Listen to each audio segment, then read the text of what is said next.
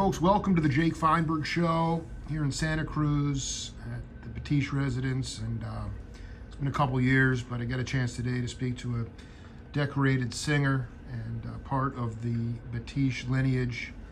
Meena Batish, welcome to the Jake Feinberg Show. How are you? I'm good, thank you. You know, the picture of your dad is right behind you, SD Batish, and Yes. I wanted you to talk a little bit about how early on he emphasized to you that singing was the most important part of being a yogi. What I mean by that is, like, you can adopt the spiritual, the Upanishads or the Vedas and the things like that, but the most important thing in order to connect to the highest universal vibration is to sing. And I wanted you to talk about an early experience of him imploring that on you. My experience began with him at a very, very early age because music has always been a part of the family.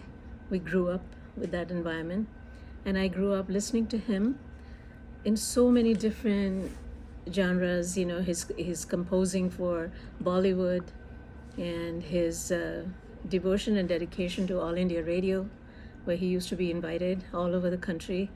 And I was very much a part of it. In those days, we had the radio, and I made sure that I tuned in to wherever he was, wherever he was broadcasting. And my interest in singing, in music, started with that. Can you sing a little bit right now? Okay. Yeah. So what should I sing? Sing a song of sixpence? No. So here's a little folk She song loves because I'm you, very yeah, folksy. Yeah, go ahead, please. ਲੱਠੇ ਦੀ ਚਾਦਰ ਉੱਤੇ ਸਲੇਟੀ ਰੰਗ ਮਾਇਆ ਆਬੋ ਸਾਹਮਣੇ ਕੋਲੋਂ ਦੀ ਰੁੱਸ ਕੇ ਨ ਲੰਘ ਮਾਇਆ. Meena, like, can you talk about your father's philosophy? Like, did he surround himself with, were there a lot of people, did he have a lot of friends, or was he selective about who he hung out with? Because I'm not that these people were charlatans. I'm not trying to say that the philosophers that came here that made such an impact in the West with the Beatles and all that, they were not musicians. They were riffing philosophy, and they were good. But your dad was an iconic musician. Yes. In the same realm as Ali Akbar Khan and Alu Raka, same generation, and so many more.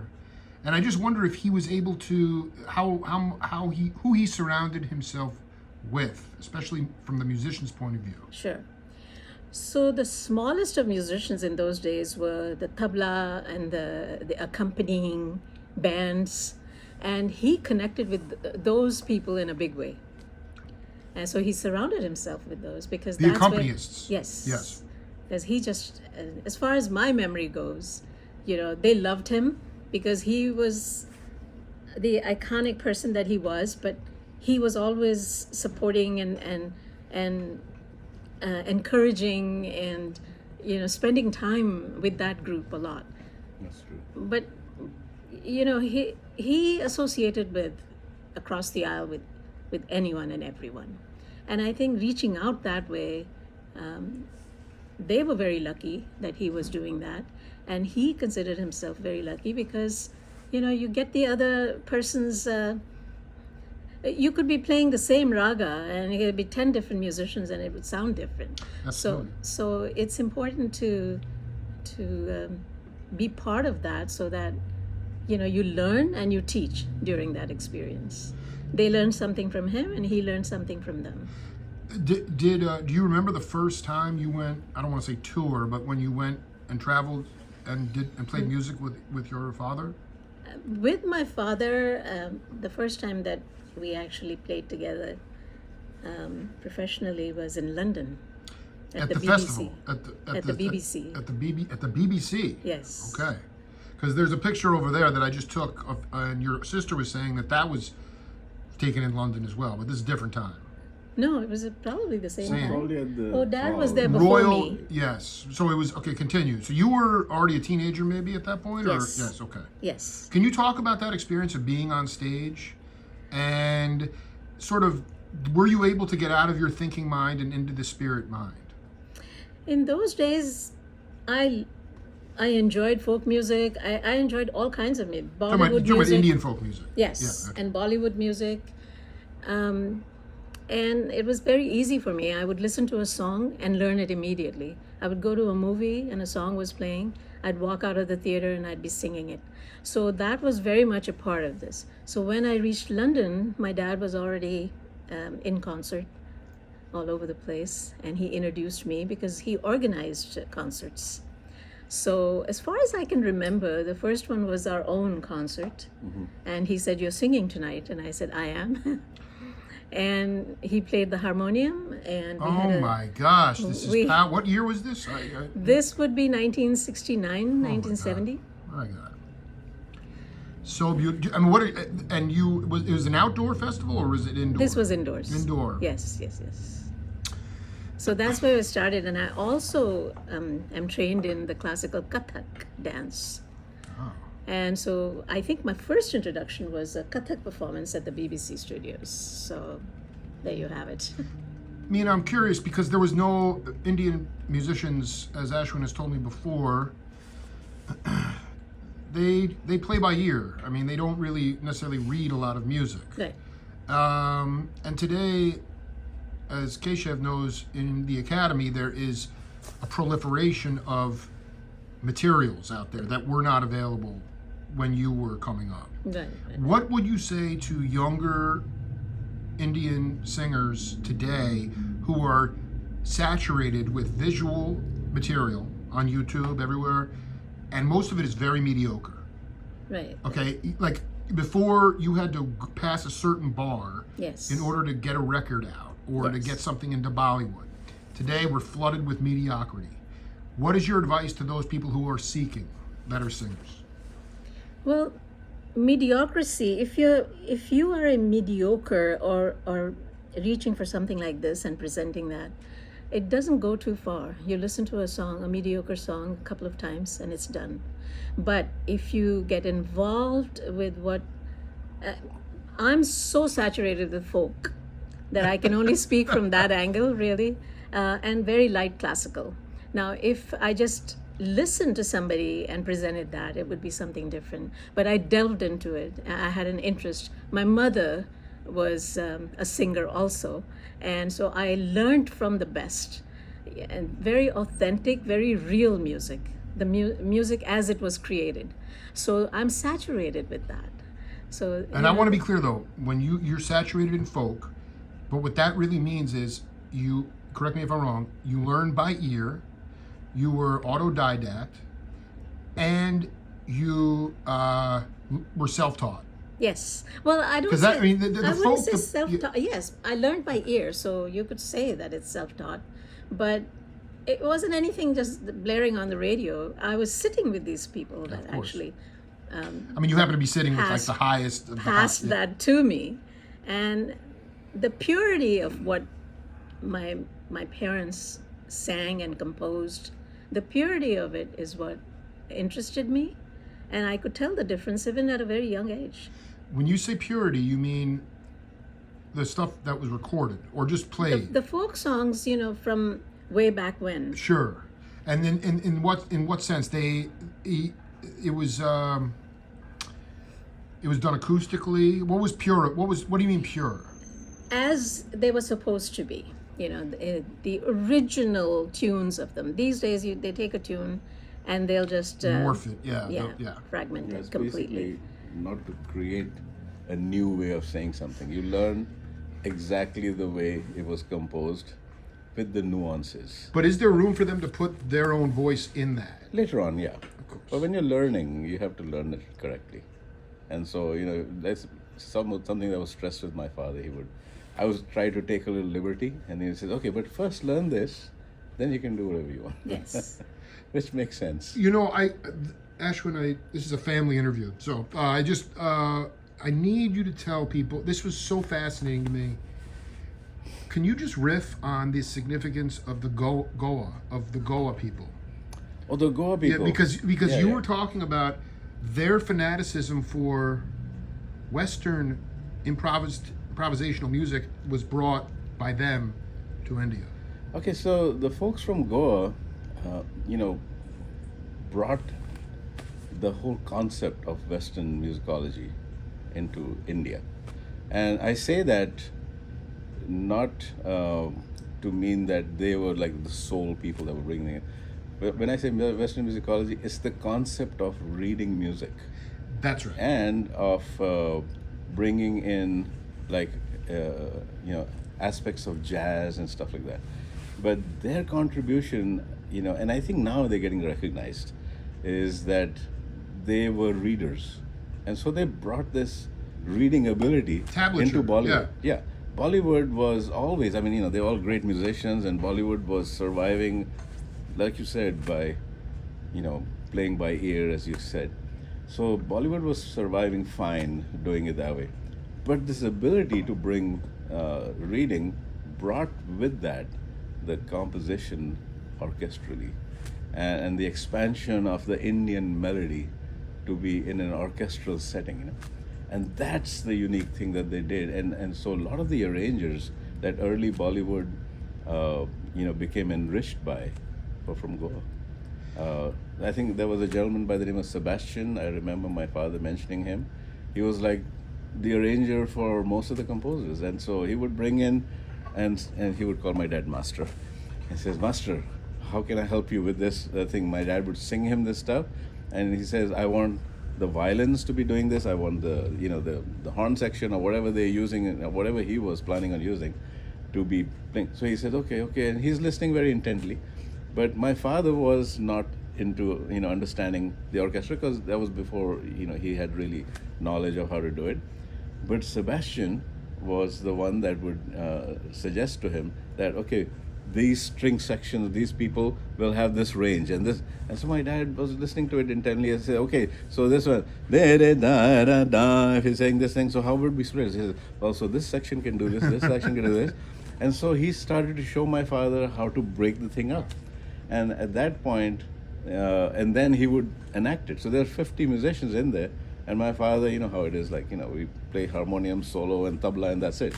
Our ensembles are very simple. And so to see the whole thing split up into such a large section was a beautiful experience for him, and he learned. And Go ahead.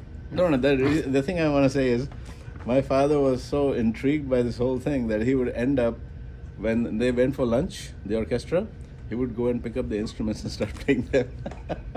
and so, and No then, lunch, just play. Then Yeah. he would just go and play because they're not there, so he can actually take the liberty. And then, so he became good at the violin that way. He was an excellent violinist. And there's another story that goes links with that, but he got to experience all these different instruments. He also learned how basses work, because at that time the range of music is radio, so you don't hear the low end, you don't hear the high end. That's right, It's definitely. mid-range. No way, yeah. And but in the orchestral pit he heard everything, and so he always wanted to take bass and bring that into the mainstream of Indian music, especially Bollywood. And so one day he told me the story that he composed everything with a heavy bass. And the music producer who was hiring him to create the music, he said, "Batish ji, can you please remove the bass?" Because he didn't understand it. And so my father was like, after all that work I've done, he had me remove because he just did not understand this full frequency thing. And so for many years, this whole orchestral thing that we're hearing today, even the old 78s, they don't have the full range because the mixing engineers would remove the stuff. And so 78s, because 78s can't carry, as you put a kick drum on a 78, the needle goes boom. And so they were very particular. The engineers would cut basses out, and the high end you can only, the natural process would filter that out. Do you think that, not that it was, none of this is done for commercial purposes. None of the music that you play, none of what I'm doing is for commercial purposes, but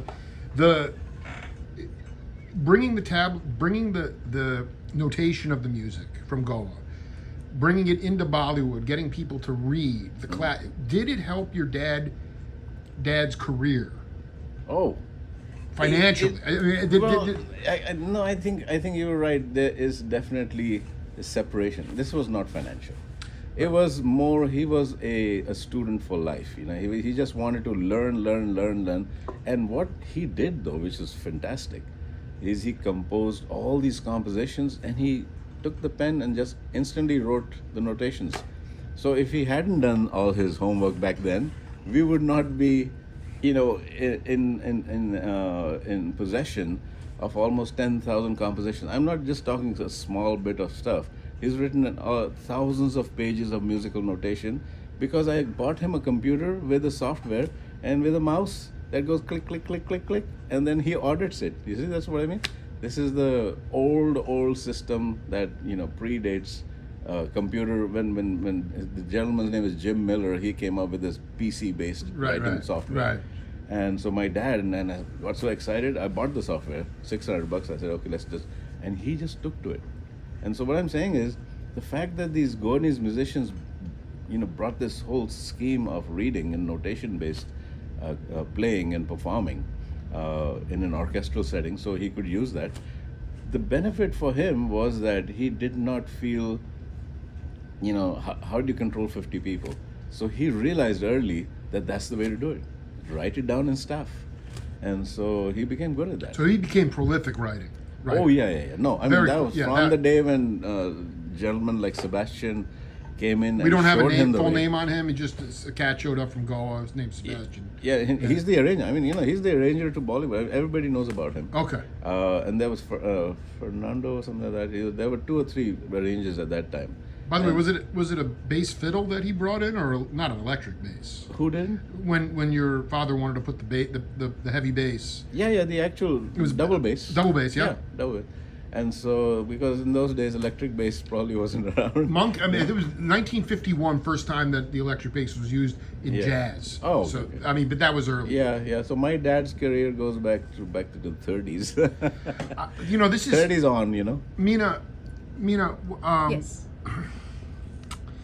I just, it's so. Can you talk about what your brother has meant to you in your life musically, especially because,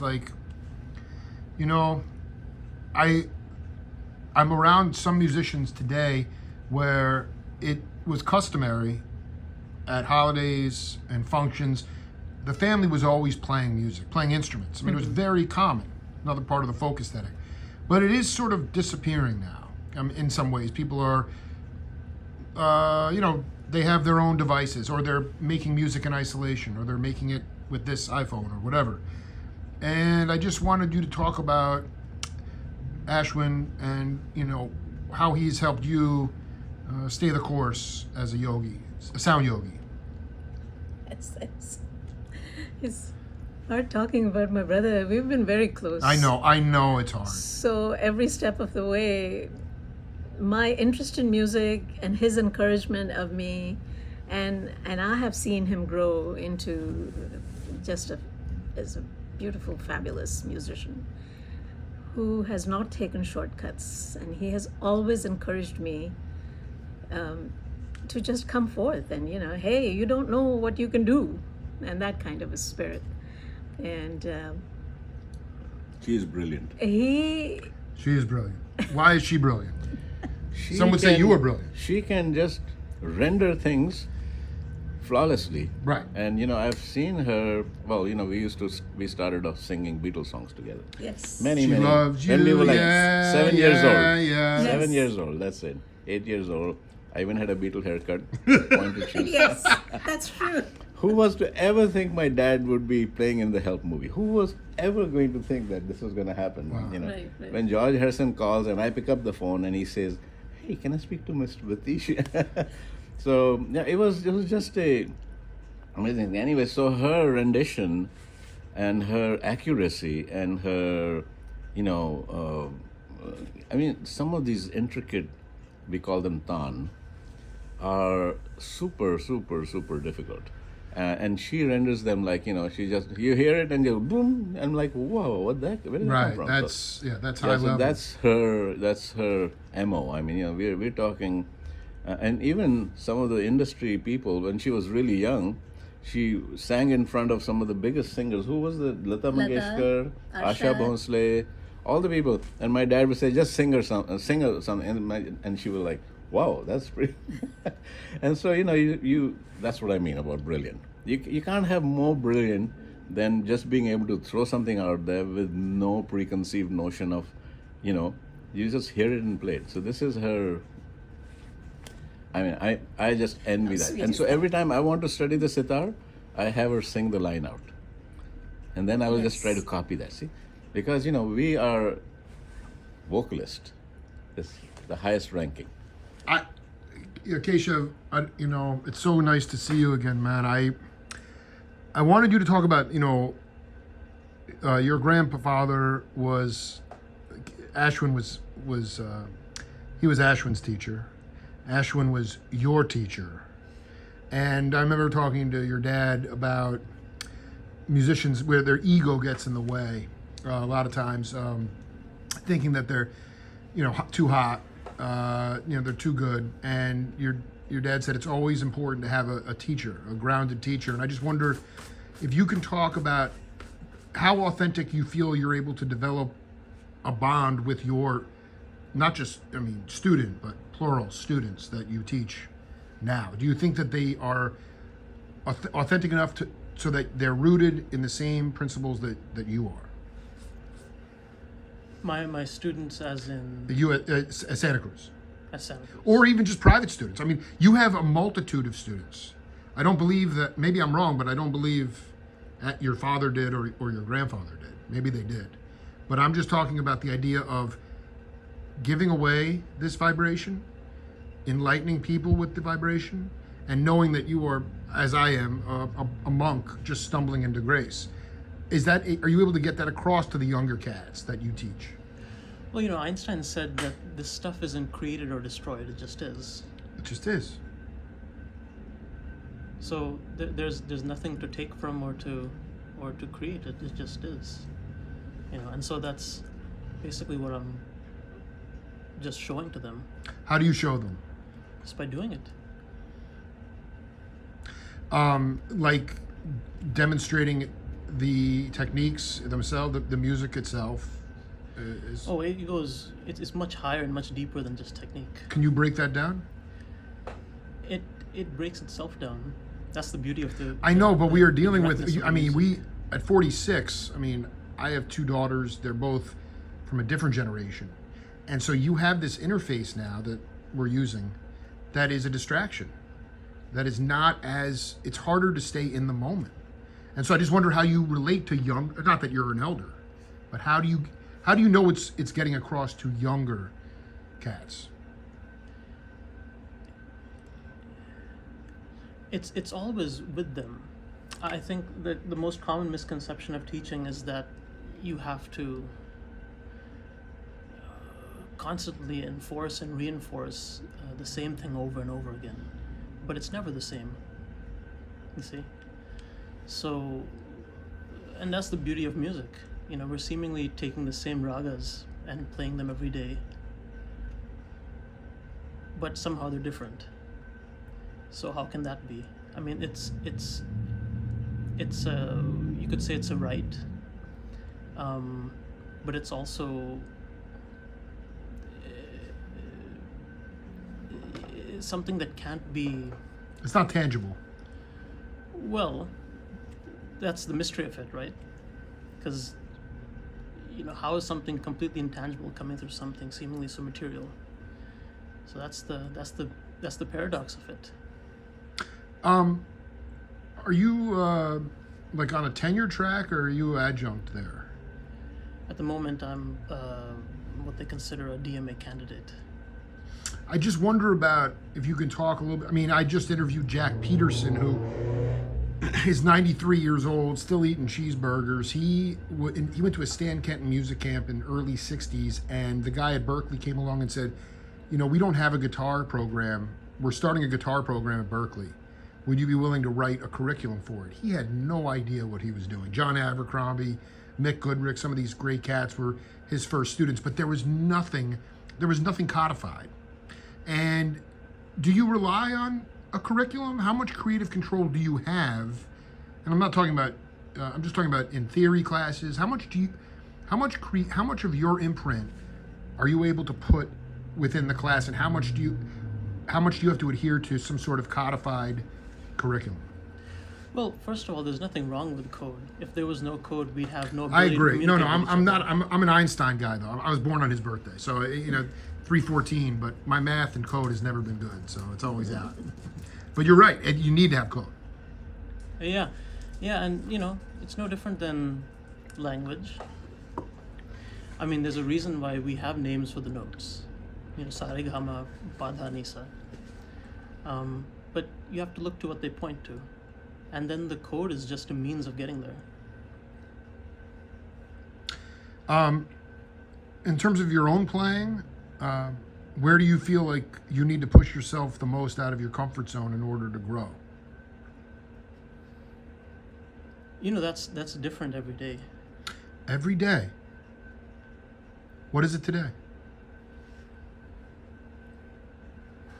I won't know unless I play it.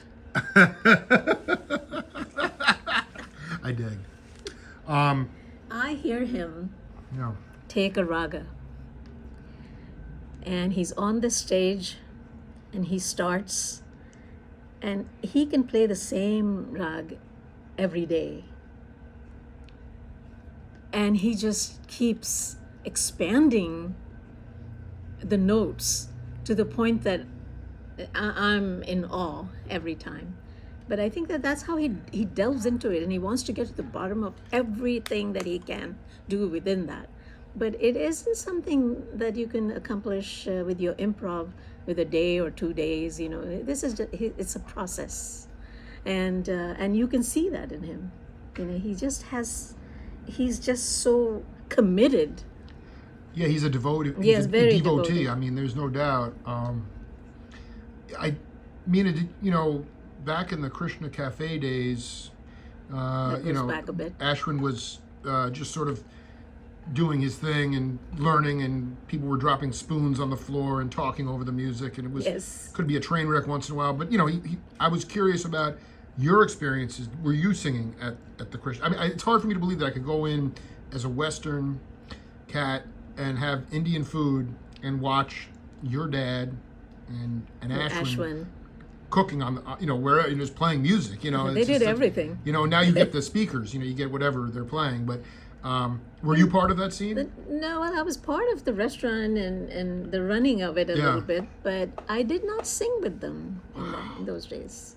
Sometimes, It was occasionally, basically, yes, maybe occasionally, when we had. we hog the stage. You hog the stage. It was mostly Dad Everybody and would be him. gone. So and then but soon after that, I mean, he's when he took you to London to perform though. I mean, No, you got London was first. London was first. Oh, then you came to that's right. Then Yes. you came to Santa Cruz. That's Yes. right. Wow. So then I remember Tootie Heath, the great drummer. He said, you got to know the rules before you break the rules. And I just wonder, did Meena Batish ever play in like an avant-garde jazz group? What is the most free musical context outside of Indian folk music that you have played? I mean, when you were younger, I have to believe that you might have wanted to be in a psychedelic rock band or something. You mean, have I performed in a What's the most free environment, free musical setting? at home? At home, I think. At home. Yes. You were never in a band, a fusion band. Or... No, I have always, as far as I can remember, performed with my dad on my right and my brother on my left.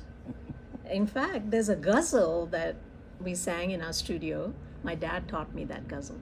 It's written by Ghalib.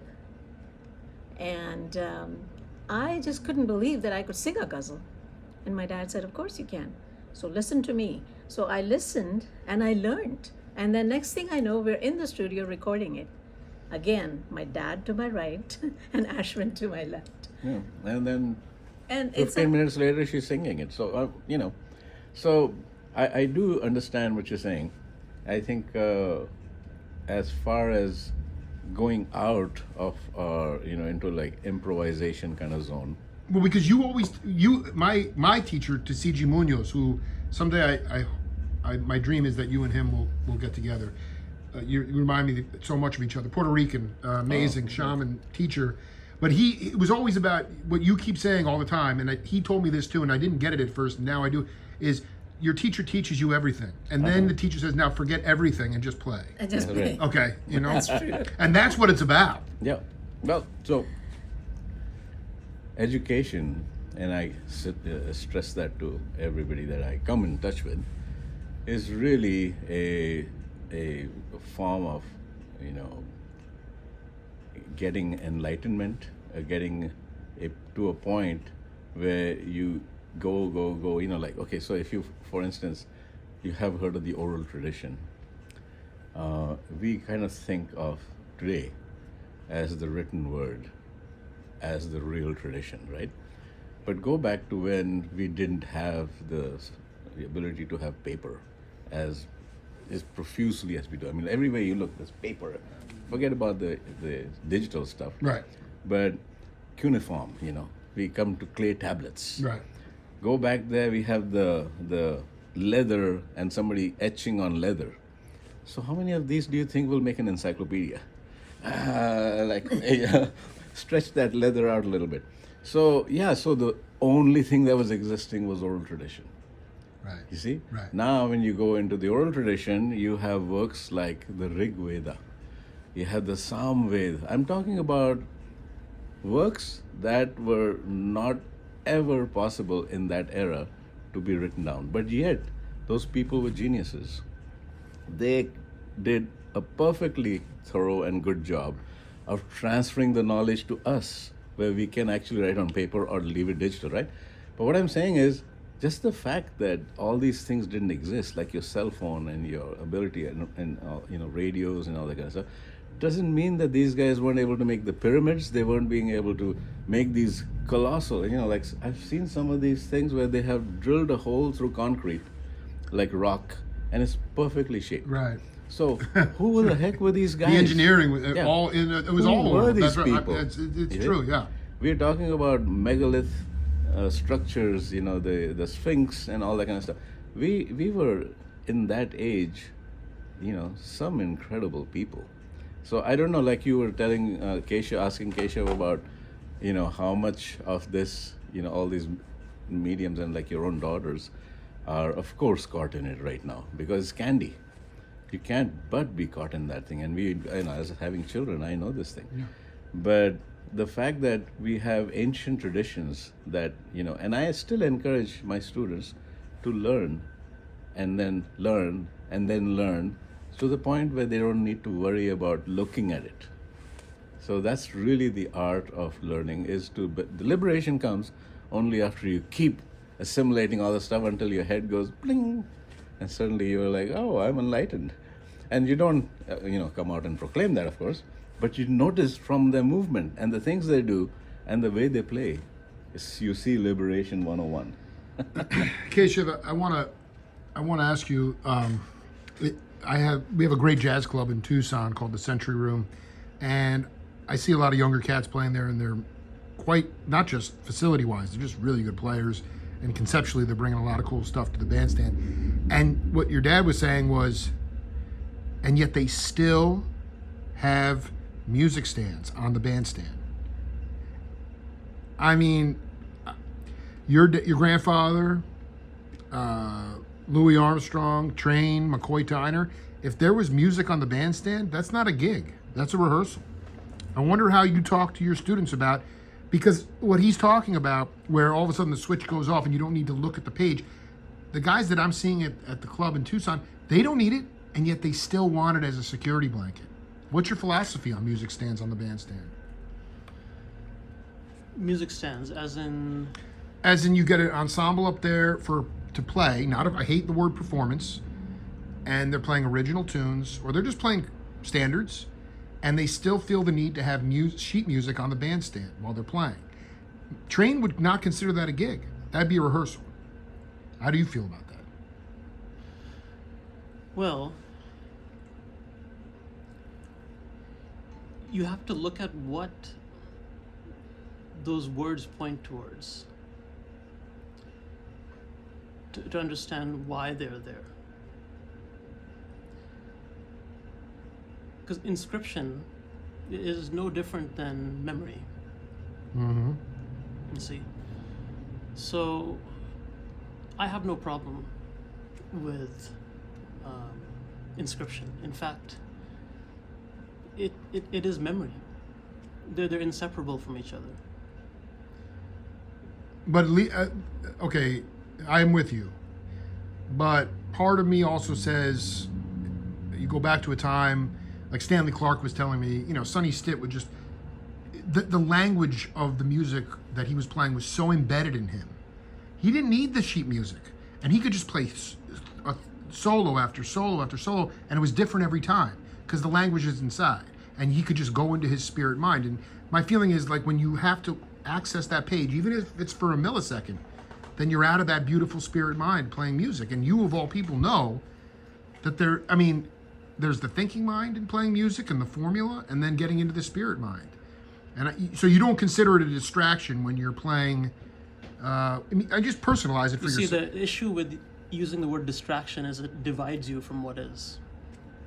So if you say something's a distraction, that means, you see what I'm trying to say? Well, I butcher the language all the time, so I might be, but yeah, I do. So to say that you have distracted yourself has already mean that you have lost the connection. So the idea is to never think of anything as a distraction. Okay. That's profound. How well do you stay in the moment these days? Do you have meditation practice? Do you chant? Do you exercise? How do you be here now?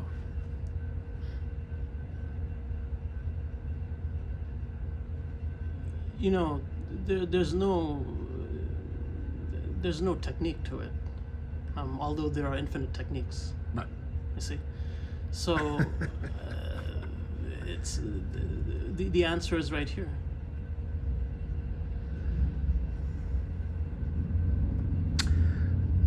Keshav, Meena, Ashwin, almost 40 minutes, beautiful lineage.